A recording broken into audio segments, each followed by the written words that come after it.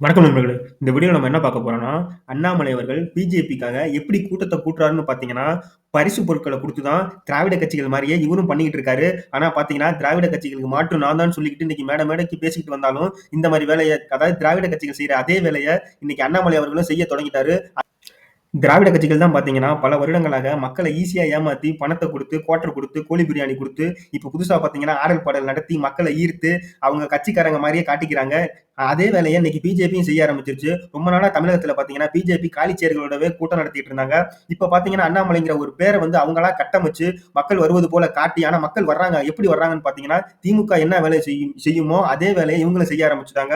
அண்ணாமலை வர்றாருங்கிறதுக்காக அந்த கூட்டத்துக்கு வந்தவங்களுக்கு எல்லாத்துக்கும் இவங்க என்ன பண்ணியிருக்காங்கன்னு பார்த்தீங்கன்னா, சொம்பு வழங்கியிருக்காங்க ஒருத்தருக்கும். இந்த மாரி அண்ணாமலை போற ஒரு இடத்துலயும் திமுகவை சேர்ந்தவர்கள் போலவே இவர்களும் பணம் குடுக்குறாங்க.